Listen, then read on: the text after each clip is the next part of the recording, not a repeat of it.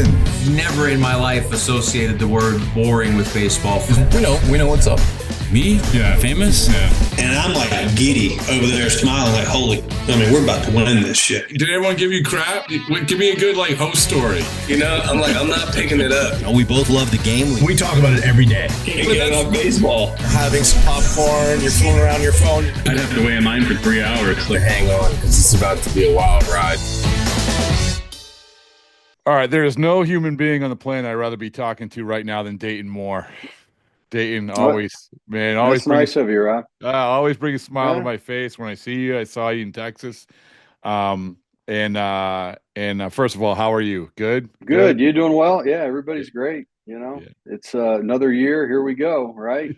It is. And so there's a lot I want to get to talk to you about. And you've had such, you epitomize so much that is good. I'm not just saying this because you're here. Even if you weren't here, Dayton, I would say this. I said Dayton Moore epitomizes so much good about what baseball can be, what baseball executives can be, what human beings can be. And I mean that. And I always go back to, I was talking with you just the other day that your name came up and we were talking about, I think actually it was sort of around the lockout. And lockout talk, and it said how you gave sort of this impassioned speech, I guess, would lack of a better term, about how, when the cutting of minor leagues, the cutting of minor league teams, how this was going to impact the future of baseball. And I'll never forget that, man. I'll never forget it, Dayton. That's nice. I'm humbled that you would say that. We believe so passionately in our game and the benefits that it provides people. And, I want every player to have their chance to play professional baseball. And obviously without, the opportunities that exist today, the funnel's been narrowed. There is less opportunities. And I believe just so passionately in our game and what it does to mold human beings and prepare them for life outside of baseball. And, I just want so many kids to get an opportunity and get a chance. And, that's, and I know that patience is probably the greatest virtue that a baseball person can have. And that you've got to be able to give players more runway and more opportunity. And because they all develop at different rates and different stages. No two players are the same. The evolution's different for every player, and understanding the evolution of a player tells you that patience is required. Well, the system that we have today doesn't allow us to be very patient. And, players are being released prematurely. They're not getting the necessary opportunities and at-bats. And not only are we losing out on, future impact talent, we're also creating bitterness in the lives of those players, because they know you can't fool a baseball player. Mm-hmm. They understand the commitment, the sacrifice it takes, and they know in their hearts if they've got more left in the tank, more to prove, more potential, and they're getting let go and not getting opportunities, and it's creating some bitterness. And let's face it, this game can turn you into something you don't want to be. It can do that to all of us. Mm-hmm. But if you've gotten your fair shake and you've been given opportunity, you manage things a little bit better, internally. And so that's why we've just always been very passionate about making sure players get an opportunity, to live out their dream. And I think that's the beauty of the game. So is this so much in what you just said, Dayton, that I want to touch on, and sort of what I planned on touching on, but also offshoots of it. But you had mentioned the word patience, and really one of the things that we had just talked about, just before we came on, was an example of patience with one of the players for the Rangers, right? It's in Tyler Mahle. It's one of these things where I really, really have a hard time being patient as a reporter, as a writer, as a podcaster. It's a very, very difficult thing for executives and for baseball teams. It's very, very difficult. And then you get to the beginning of a season what leads into the beginning of the season in spring training. And you just made the example I thought was a good one with Tyler, right? Well, it's crazy. We're he's in spring training, and all the data's not good, and of course he's coming off Tommy John surgery and pitched a few starts last year towards the end, and so hopefully it's going to come back this year. And in spring training, it was, just really wasn't coming out good. The data wasn't great, and there was one person in the whole organization that wasn't worried. Well, probably two. Tyler probably wasn't worried, and then Mike Maddox wasn't worried. I remember talking to Mike with 10 days to go left in spring training, and I said, "What are you seeing in Tyler? Are you worried about him?" He said, "Nah, not at all. He's going to be fine." And so, when you have a veteran baseball person like Mike Maddox reassuring, and because he's going to tell the truth. I mean, he's not going to sugarcoat anything. And when you have someone like that believing, in one of his pitchers, it puts everybody at ease. And sure enough, his last spring training start. It was a night game. I forget who we were playing. Might have been playing San Francisco or somebody there in Surprise. And all of a sudden it came out. You saw some 93s and 94s. The breaking pitch had more sharpness to it. He had more rhythm, more repeatability with his delivery, and he was starting to lock in. And but that just goes. It's just so important. I mean, the data is important. We all know that. And you've got to look at the data, and you've got to understand the data. But nothing replaces strong veteran baseball men with great eyes and that understand the evolution of a player, the evolution of what a pitcher goes through in spring training. And to have a guy like Mike who, has that strong conviction, gives us all, lets us all sleep a little better at night, right? Yeah. Yeah. I mean, and you must have some great examples of trying to make those decisions leading in, whether it was with the Braves or whether it was with the Royals, making those decisions. And even back then, a lot of times you didn't have the numbers, you didn't have the analytics. And maybe Dayton, like you said, and that we're at this point where we're trying to figure out, we have all this information. Well, what should we prioritize when judging a guy out of spring training who should make the opening day roster? But you must have a ton of examples of having to lean on your eyes, having to lean on your coaches, having to lean on people there, along with whatever analytics you had to actually say, this guy, I believe in him. And just because he wasn't good in the Cactus League or the Grapefruit League, I have faith that he is going to be good when the third deck comes around. No doubt. I'm very thankful for the information and the data that we have out there today. And but I'm also extremely thankful and appreciative and proud that I grew up in an era where you learned from veteran baseball people. You had to establish your own processes for evaluation. You had to you were marinated in scouting and player development. And there's people in the game today that were marinated in data. And again, I respect that. But there's also people that were marinated in raw evaluation, player development, the evolution of a player. They had to learn it with their own eyes and rely on examples of players past that they were a part of, and be able to make decisions based on that information as well. And some of it was gut and instinct and understanding the heart of the player. And I'll never ever, I tell guys all the time, understanding the heart of the player is the most important part of it. That is the most important part of the process. Who has the heart to compete? Who has the heart to and the desire and want to learn, to be a great teammate? Who's going to keep pursuing this game after failure after failure? And the data doesn't tell you that, but it's all important, and that's why it's so important for, I believe, the organizations today to have a very healthy blend of individuals that were marinated in different areas and have expertise in all these, in different roles. But I think, Rob, one of the things that can, just jam us up a little bit today, as you said, I mean, we've got all this information and all the data, and we're more prepared to make decisions today than ever before. I mean, whatever opportunities present themselves today in Major League Baseball, rest assured that all 30 Major League teams are prepared to make a decision. Now, I don't know if they will. You still got to have somebody that's going to stand up and press that leadership button and say, we're making this decision today.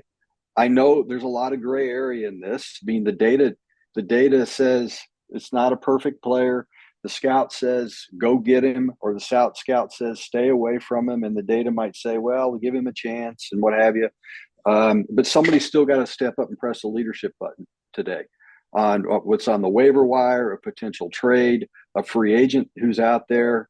It might be a player that's performing well in Mexico, all over the world. And but we've got information ready to make decisions today. Like I said, better than any other time in the history of our game. But we got to have strong leaders that are willing to step up and say, you know what, there's a good chance that this decision might not work, but I'm still going to press the leadership button. It gives our organization an opportunity to move forward, and we're going to see what happens. Pat Gillick used to say all the time that, and Pat got criticized sometimes for, and they called him staying Pat, right? He wouldn't do anything, and but he was evaluating his own players, and he knew his own players, and he understood that the most important part is to get your own players right, and there's an evolution to their development. But Pat would say that it's important to always churn the bottom quarter of your roster. Give guys an opportunity, shuffle guys in and out a little bit. And because you never know who's going to end up being a star someday. And if one player can come up and help you win a game today or preserve your bullpen for the next week, I mean, it's really important to get those decisions right. CY is the guy who you work with in Texas, certainly has proven that he's not afraid to make the tough decisions. I always use the example that you gave leading into the trade deadline a couple of years ago, the year you won the World Series, about how he said, was very convicted and like, we're going to have to trade these guys if we think we're going to win the World Series. But Dayton, I think that, to your point, there's so much information. And then I'm anxious to get your perspective on, do our executives, when you get into that role, being paralyzed by too much, and maybe even back then, I mean, maybe even before we had all this stuff, that you had too many cooks in the kitchen, not you, but other guys had too many cooks in the kitchen. Now it's 10 times as many cooks and 50 times more recipes. So, well, you always did. You're right, because, scouts, player development people, medical staff, front office individuals, they all had strong opinions and strong convictions. And you still had to have, people like John Sherholtz who weren't afraid to make a decision, people like Bobby Cox that weren't afraid to, go against the grain at times. And, you mentioned CY. CY's, we've been around some great competitors. I'm not sure I've been around somebody who has a passion to compete like Chris Young. And he was like that as a player, as we know. He's like that as a GM, president. He wants to win at everything. And he drives the train. And if you just stay in his wake, I mean, you're gonna freaking move along at a high rate of speed, because he's got the throttle down every single day. And there's a lot of wonderful baseball people out there right now, in my opinion, that have some very, very strong qualities. But I think the desire to compete and the desire to understand the evolution of a player and the heart of the player is still the most important part of it. And CY has that package. I love that. I love the heart of the player. I mean, it's such an enormous part of this. And, and that leads to sort of the patience and the evaluation of these beginnings. So you have a guy, you have the conviction in Mike Maddox about Tyler, and it works out. Now you get into a season, say, with somebody else, and you have that conviction, and maybe they start off slow. Maybe your team starts off slow. And everyone magnifies the first day, the first week, the first 2 weeks. With your Royals at 2014, you didn't get off to a great start that year, right? 2015, you did get off to a great start, but 2014, it wasn't a great start. How difficult is it for someone in that chair to be like, okay, I am convicted in the team that we put together, and we are not going to overreact to what's going on early? Well, it requires a team around you that can constantly remind you of the fundamentals of managing a Major League Baseball team. in the first 30, 40 games. Okay. So for example, I remember asking Bobby Cox one time, I said, Bobby, when should we, how should we go about the start of the season, and, what should we be looking for, and how can we help you? And, Bobby was always so gracious. And Bobby said, let them play for 30, 40 games. After 30, 40 games, we'll have a pretty good understanding of the general health of our team, how it's trending, how players are progressing, who's got a chance to have a great year, who's underachieving a little bit. We'll have our minor leaguers playing a little bit. We'll have a better feel for how they're developing, and what teams are getting off to, a good start, what teams aren't, who might be the individuals that are available around the trade deadline, how we can start mobilizing our people. And so we've always kind of taken that advice and that philosophy, and trust in our evaluations of the off season. I mean, we worked extremely hard to put a team together. Let's let it play out. I've always been a firm believer is whatever our valuation was in the minor leagues with our minor league players on November 1, that's where our players should start. If we felt like the player should go back to AA on November 1, put him in AA. If we felt that he's ready to go to AAA or a full season, put him in the full season, regardless of what happens in spring training, unless there's just something so obvious, whether it's an injury or just so obvious that, he's got to fix this delivery or this mechanical flaw, and you need to keep him back or put him, at a different level.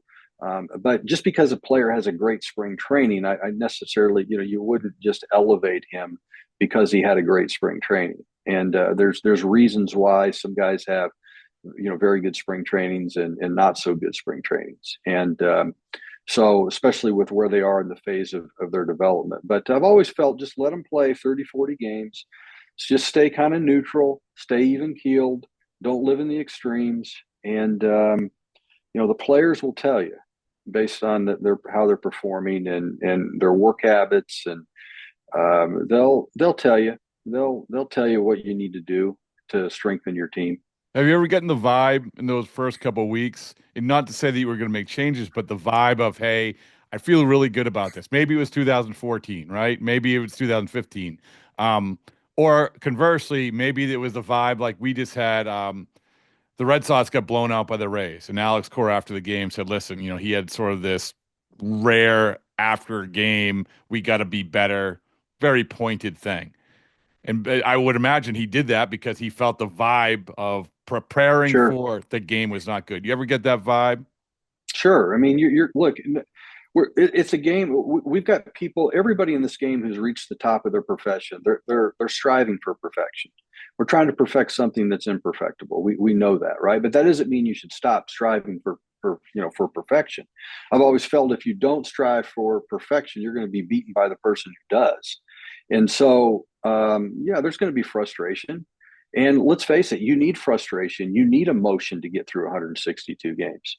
And, it's part of it. And, Alex knows his team better than anybody else. He knows the personalities. And sometimes he may be saying something just for one or two people. Mm-hmm. He may be saying it to the fans. I told a player the other day, remember when you're talking to the media, you're talking to your teammates and you're talking to the fans.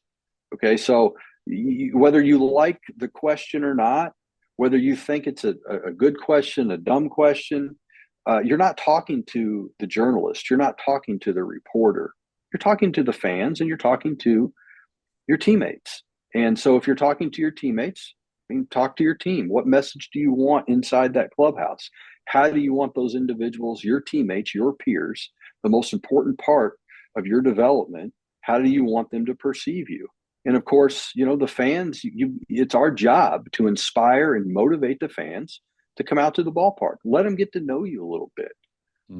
Open up who you are. Let them, give them a desire and a want to connect with you.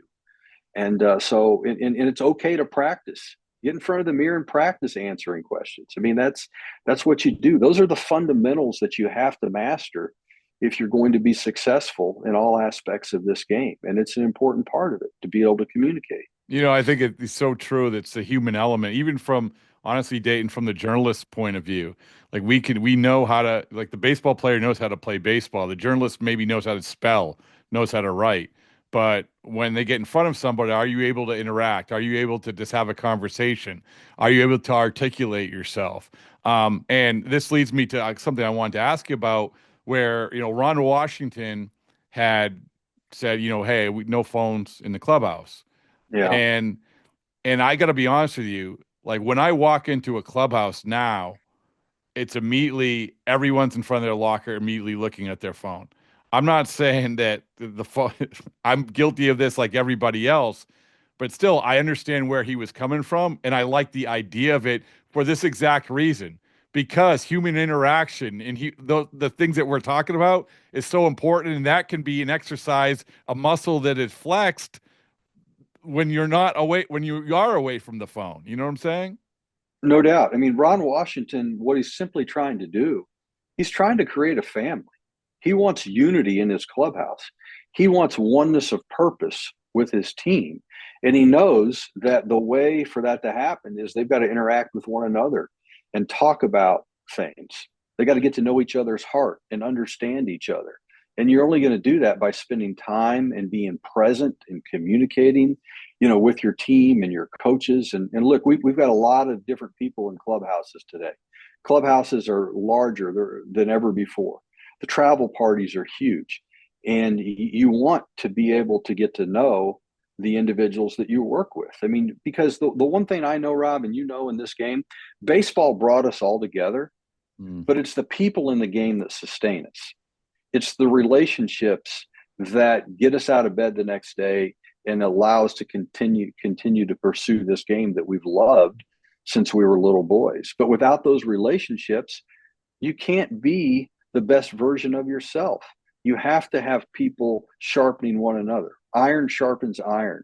There's no truer statement when it comes to growing a team, growing a family. And of course, leaders shape culture.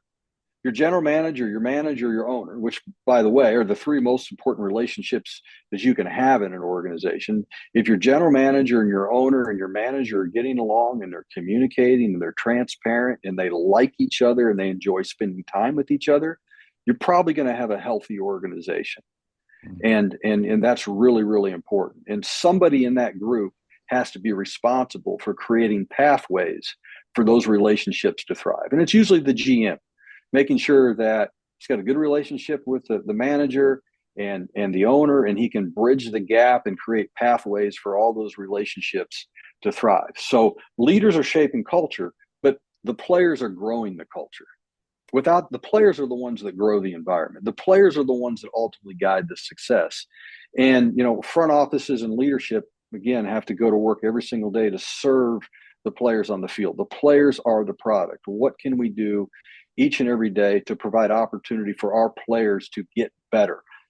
And we look at that when statements like that are made. I think most people automatically just go to catch, hit, field, run, throw, execute, pitches, whatever. Ron Washington knows that for that to happen, they've got to like you. They got to want to work with one another. They got to want to be teammates. They got to care about each other. Well, you can't care about somebody unless you know them and you have a relationship with them. You've got to want your teammate to succeed worse than you want to succeed yourself.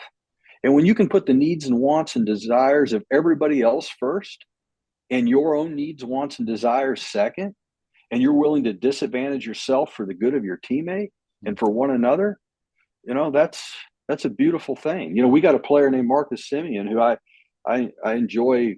I can't take my eyes off him because when he gets to the ballpark, he's always doing something. He's always trying to get better. And he's on the field. He's working every single day. And there's a lot of guys that are working in the cages. Every player's working, right? I just get a chance to see Marcus up close, more important, more up close. But, then when he has a quiet time, he wants to talk about, when he's not on the field, he wants to talk about his kids and his family and showing videos of his son, with a walk-off hit the other day. And those are the things that make it special. And that's what Ron Washington wants to create. He's not doing it for himself. He has that. Ron Washington has that. Yeah. He's got relationships all over the game. He's earned those because he's real and he communicates with people and he's got passion. He's got energy. He's just trying to model the behavior he wants seen in other people. and it's a beautiful thing. Who is the best player that you remember of executing that and bringing different all corners of the clubhouse together to sort of get the message that Oh you're talking man, about? boy, you're putting me on the spot. There's been a Well, I lot of mean, them. I know Hosmer was really good. Hosmer saying Haas, nothing from great. Ibanez, I like, so I'm throwing some names Yeah, at you. So. there's so many different guys. I mean, I go back to, I've always felt that if you got, of course, when we first, got into baseball, it's a 25 man, roster. Now it's 26, but let me just say this: that all 26 players, for your team to be successful, all 26 players have to be leaders. Now, there might be one or two that have influence over the remaining 25 or 24 or what have you. It may have more influence than others, but they all have influence over somebody. And they're all going to be needed to step up over 162 to lead at some level. Okay. It might be just a one-on-one coffee in the morning, an encouragement word during the game, maybe a stern word, hitting somebody with the truth at some point in time in a way that's necessary and respectful. But we all have influence over somebody. It might just be one or two people in that clubhouse, but like you said, there are a few that have influence overall. But and you've got so many different subcultures within the culture now, right? And again, that's the thing. I'm sure Ron Washington and every manager, they're trying to break down. How can we be at one? And Bruce Bochy does a masterful job of that. Bobby Cox did. Ned did. And they were all spectacular about doing that and allowing players to kind of be themselves. But we've got to understand that it's all about it's all about us. It's we and us. It's not I. It's not my.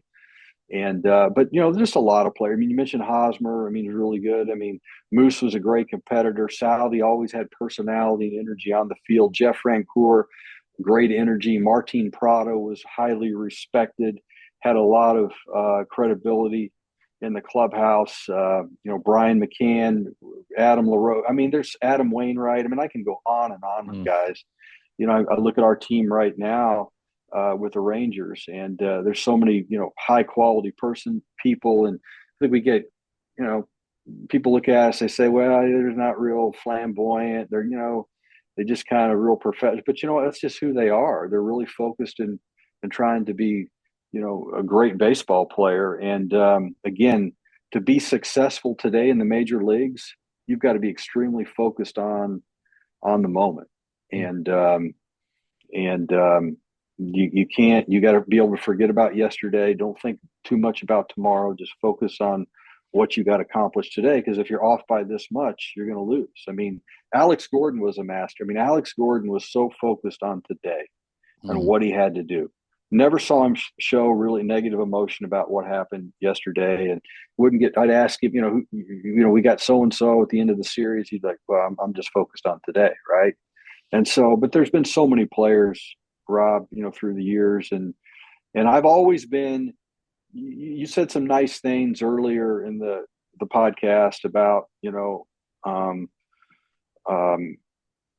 personally and what have you, and I appreciate that. I'm humbled by that. But truthfully, I've always just been inspired by players. Every player's inspired me to a level where, and when you're inspired by players at a high level, you want to do the absolute best for them, and it inspires you to do more and try to get the right people around and encourage them and believe in them. And those are really, really I think important principles. And No, but what I was going to say, Dayton, is that, I think that having these conversations like we're having right now, it's important for me. It's important for us. It's important for people just to have a reminder of you said it yourself. Baseball brings us together, but these are the lessons and these are the values and these are the structures that should shape all of our lives. Like I want to go out and I want to right now to go to my kids and say, hey, listen, let's have a conversation. And so I appreciate that. And this is going to be a weird segue to it, but we had talked earlier about your potentially getting into politics. and you had talked about a little. We had talked again. This is before we started the podcast about how what you have done in baseball really sort of lends itself to potentially what you could do in politics. Before you get into that, I do want to sort of just set the stage of where you're at with that. There had been some reports about the governorship in Kansas and things like that. Just where you're at with everything. Well, I appreciate you asking that. It was probably about 7 or 8 months ago. We were approached about really running for Congress in the third district where we reside in Kansas, and I never really thought a ton about that. I've always paid attention to current events. I care deeply about issues that affect families and our community and the next generation. I've always been very interested in those types of topics. And so, we started meeting with people, and we went to Washington, D.C. and met with a lot of the key leaders in D.C.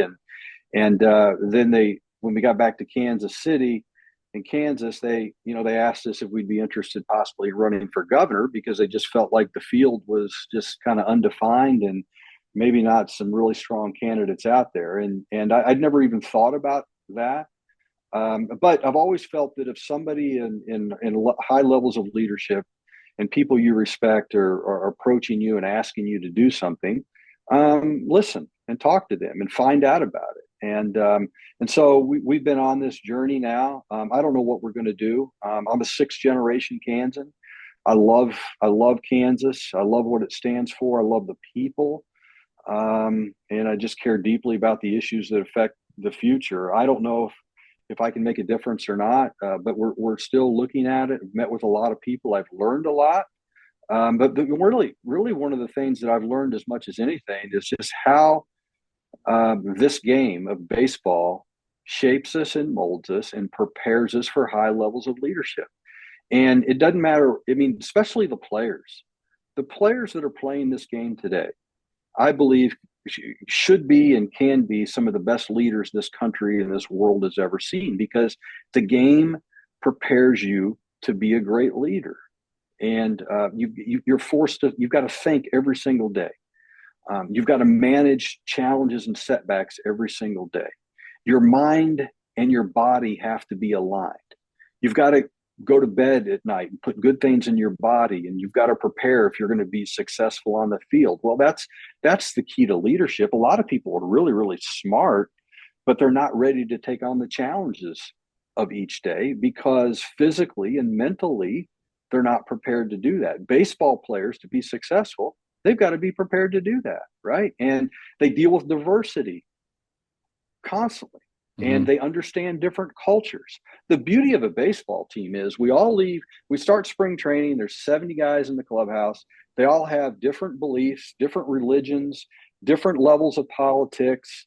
They come from different families. They all have different levels of economic worth and value and what have you. And they get to know each other, and the season starts, and there's 26. And again, they all have different values and different ways of looking at the world.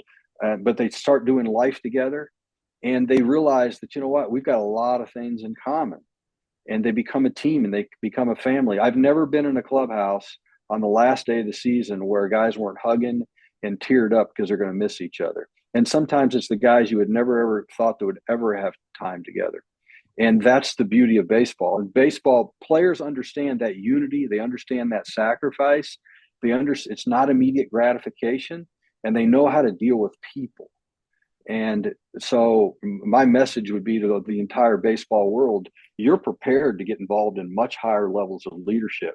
And I would encourage you to do that. And again, I don't know what we'll ultimately do, but I got a feeling we're going to be serving Kansas in our community at some level, because that's what we've been doing since we got into baseball. And whether it be with the Braves or the Royals or now with the Rangers, we've always tried to use this platform to help, grow leaders and provide opportunities for other people. And that's what baseball gifts us to do in leadership. When, when you talk about getting into it and exploring it and learning, I would love to have the idea of where you get Congress or you get governors or whatever, having that embrace at the end of a year. That's not happening. So I would imagine you gotta be willing to disadvantage yourself for somebody else. Oh yeah, you got to be able to do that. You're so right about the clubhouse. It's such an eclectic place, and they're around each other. And honestly, Dayton, like I think that's one of the reasons I think they're really the clubhouse baseball has probably been the least political of any of the locker rooms, because when you walk into there, you have to see each other every day for 7 or 8 months. And there's some things like I'm all for debate, but there's some things that you just aren't going to crack through, and you don't want to have to be next all of a sudden talk to them about the common bond is baseball. They're talking That's baseball. right. So, That's right. but one of the things that when you're exploring this idea and this potential opportunity, what are some of the things that have surprised you about it, and what are some of the things that maybe has gotten you fired up about it? Well, one of the things that fires me up about it is I've realized that we have, and not everybody. There's a lot of beautiful men and women that are doing great things in the political world. They really and truly care about serving others, and their stories reflect that. But there's certainly a lot of people out there for own personal gain, and leadership begins and ends with putting others first.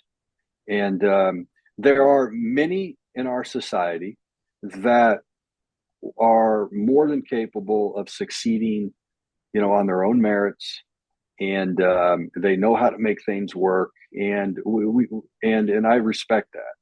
And we've got to free those individuals up to continue to do good things. But there's also a segment of our society that does feel left out. They don't feel like they have a voice. They have the same dreams and aspirations for their children that that everybody has, and we really got to come alongside and lift them up. And those are the things that excite me about that. I don't know if you can make a difference or not. Maybe I'm being naive, and again, I'm not sure we're going to ultimately end up pursuing this. But we're listening, and of course, Rob, the one thing that's really discouraging to me, truthfully, is you got to raise so much money. You got to raise all this money to highlight self and to bring down your opponent, when that money could go to so many other different pockets of the community and help families, help restore families, help small business and people get started and pay down debt. And it could go to a lot of different things, but it takes millions and millions of dollars, even in a state like Kansas, to get somebody elected. And where does that money go?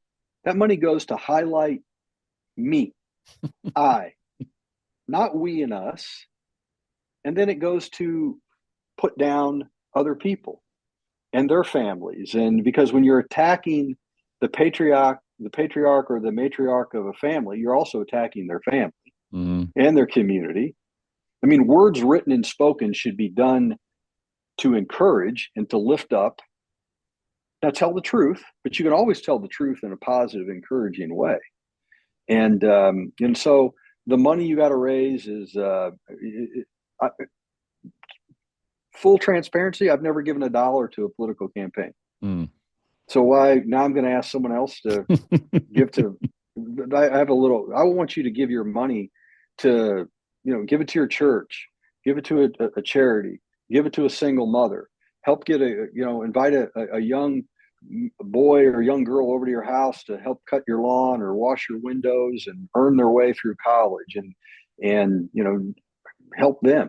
There's a lot of, there's single mothers out there. There's young families that are only going to have one child because if they have 2 or 3, they're going to grow themselves poor and they can't afford daycare. And so, look to your right, look to your left, and subsidize. I'm not asking the government to subsidize anything. I don't want the government to subsidize most things, but as human beings, and there's so much wealth in this country, we can pick out a young family and say, you know what, we're going to pick up your daycare bill for this month.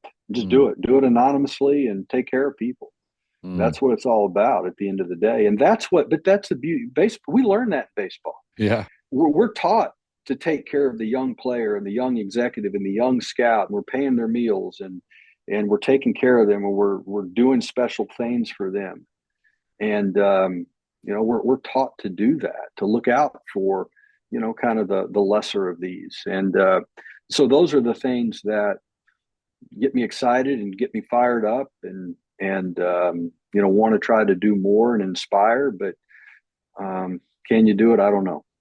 Well, I'll say this, Dayton, is that, whether it's, whatever role you have in baseball going forward, and, if I had a team, sorry, I don't, but if I had a team, you'd be hired as the guy who ran the team like yesterday.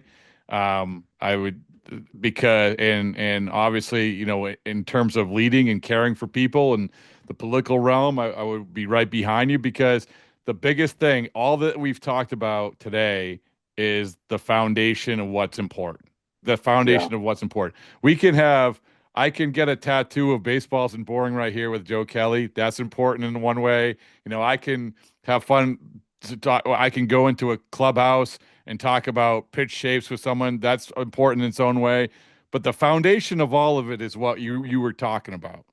And no and doubt. and so that's why I think, I thank you so much for giving this message, man. I really do. So, Well, we've been blessed to be around some great people, and learned a lot from a lot of individuals, and again, just inspired by who they are. And I get to watch Bruce Bochy every single day right now. Cares greatly about people and keeps things simple, and loves information. Bobby was the same way. Ned, I mean, I remember being a part of Buddy Bell early on. I admired the man greatly. Trey Hillman was one of the best baseball teachers I've ever been around, and Ned Yost, Mike Matheny, unbelievable competitors that cared deeply. And so I've been around some wonderful people, and appreciate being on the podcast. all right, Dayton. We'll talk to you soon. Okay, all right, Rob. Thank you.